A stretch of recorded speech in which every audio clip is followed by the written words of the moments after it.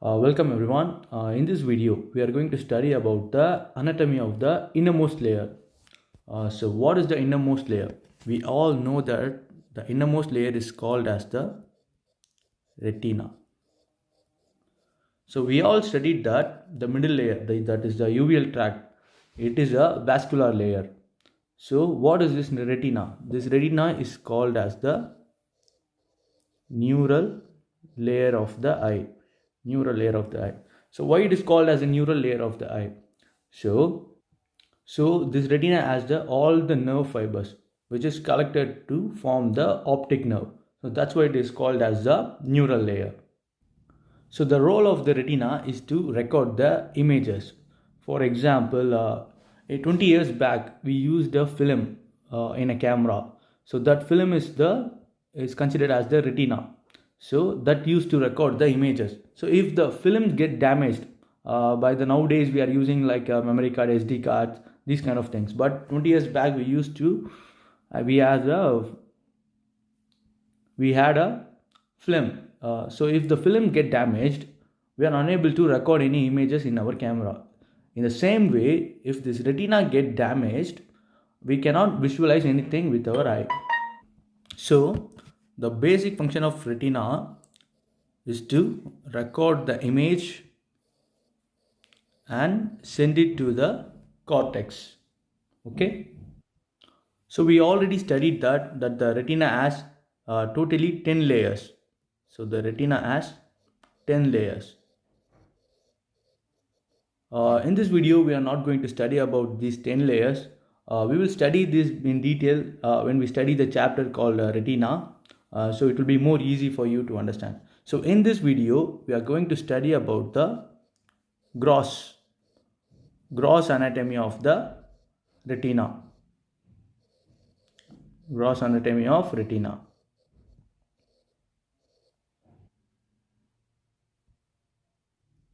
So in the gross anatomy, if you consider, we have 3 parts in it. So the first one we are going to study about is optic disc. So which is also called as blind spot. So why it is called as a blind spot? Let us study more deeper with this image.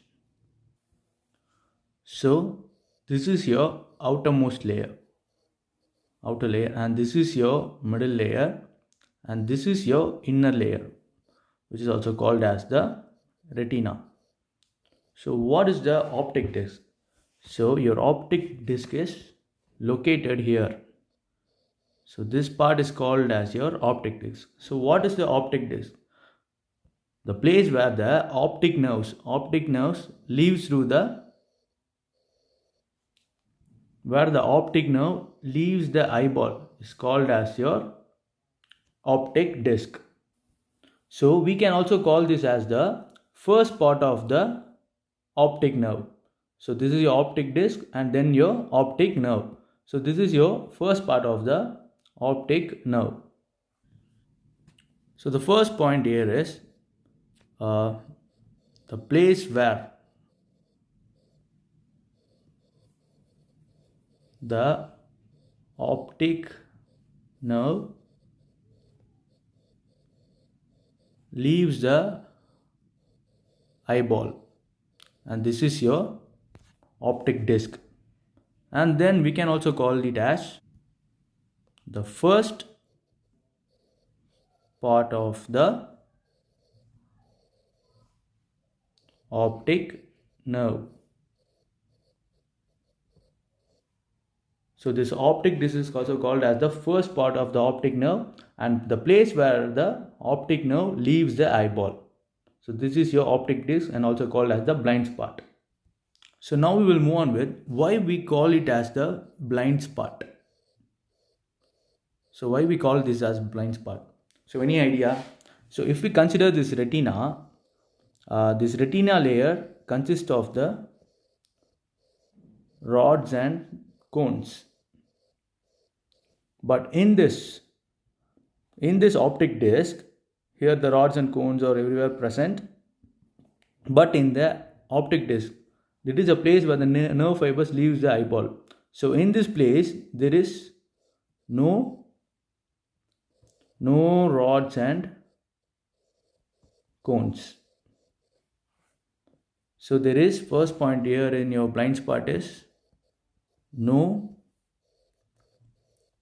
rods and cones are present. So there is no image formation in the optic disc. No image formation in optic disc. So these rods and cones are the responsible for the image formation. So in the place where the nerve leaves the eyeball, optic nerve leaves the eyeball, there is no rods and cones are present there. So that's why it is called as the blind spot. And the second part we will move on with the macula. So what is this macula? And what is this center of macula is called as? So the center of macula is also called as the fovea. The center of macula is also called as the fovea. So now we will move on with the fovea. So what is the fovea? This fovea gives it is a place where the maximum concentration of the cones. So maximum concentration. So what is the meaning of that? So here in this part, in this fovea, there are so many numbers of cones arranged closely together. So which results in which gives the best vision. So best it has more pixel. Like nowadays we use like so many higher quality camera with a lot of pixel. So it is a place like that where is the maximum concentration of the cones. So you get the maximum best vision in your eye. So we can write it as best imaging. Best imaging as it's more sensitive to light. And the third important point is this macula is responsible for the central vision. So in our day-to-day life, which is responsible? This is the straight is your central vision, and this side waves is your peripheral vision. So which is important? Your central vision or your peripheral vision? So in our day-to-day life, important is our central vision. So where we use this peripheral kind of vision? So we use while we are driving the cars to look that side, the right side, left side, anyone is coming. So in that case only we use the peripheral vision. So the most important thing is our central vision. So which is responsible for this macula. This macula gives the central vision. Okay, now let's move on with the third layer. So the third layer is your ora serrata. So what is this ora serrata? Okay, let's go back to the image. So if we consider retina, so the posterior part, this is the fully it's covered of retina. Okay, and we can also call the retina as the incomplete layer. Incomplete layer which covers the posterior of the eye. So have a look at this point. So this point.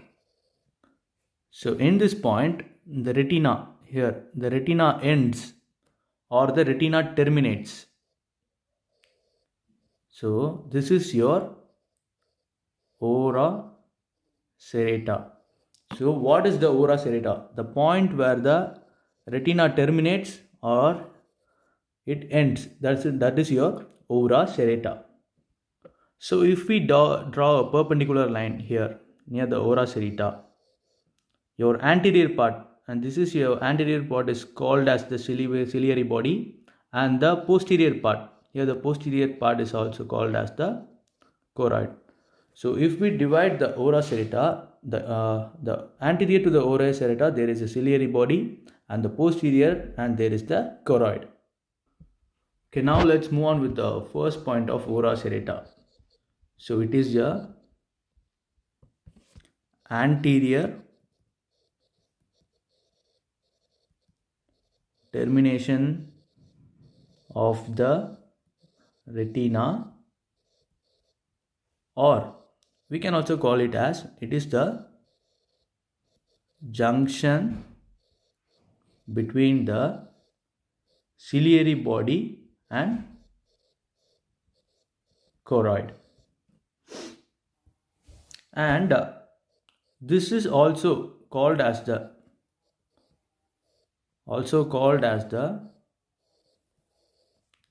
site of intravitreal injection. So it is called as the site of intravitreal injection.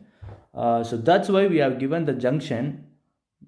The name is called as the ora serrata. So it must be have some clinical features in it. So what is this feature? So if we want to give some intravitreal injection in our eye, so where we need to give, how we can inject in our eye. So we will study about that in detail in the next video. So in this we have completed our gross anatomy of the innermost layer of the eye. In the next video we will study about the intravitreal injection and much more. Thank you. So stay happy, stay healthy. Bye bye.